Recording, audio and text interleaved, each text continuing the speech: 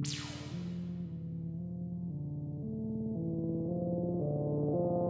recently covered the ongoing debate regarding the true age of the Great Sphinx and the recent controversy found in the geological evidence, which indicates that the monument, long taught to be a mere 3,000 years old, is, in reality, as much as 800,000 years.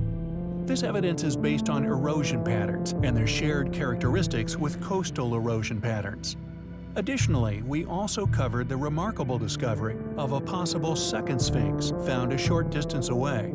However, what we didn't cover was the anomalies that can be discovered regarding the continued mainstream posit of the Sphinx experiencing modern manipulation, and the possibility that the face now found upon the Sphinx was a much later, even possibly modern addition, now concealing the true identity of the Sphinx.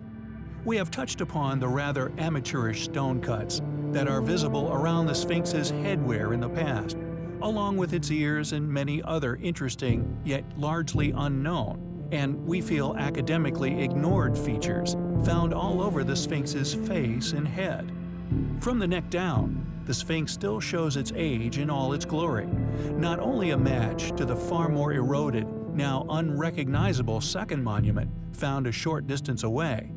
The question is if mainstream academics, or those bestowed with the responsibility of protecting the Sphinx, were not aware of the controversy in regard to the Sphinx's true identity all these years ago, then why did they do these works? Why did they clearly implement great efforts, and clandestine at that, if they were not aware of its fragile and seemingly hung existence, hung off a far older relic, not only hiding its true age, but continually pushed as the authentic original appearance of this great monument?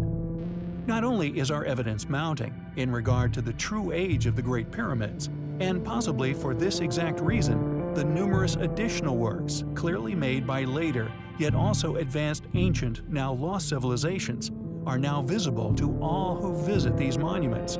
But it seems that the cracks are also beginning to form, thankfully only within the modern paradigms, in regard to the true identity and true age of the Sphinx as well.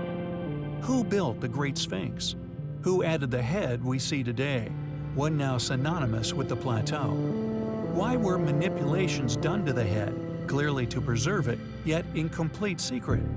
We find our research and the mounting evidence supporting our posits highly compelling.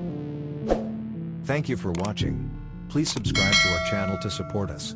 Don't forget to click the bell icon for notifications on latest videos.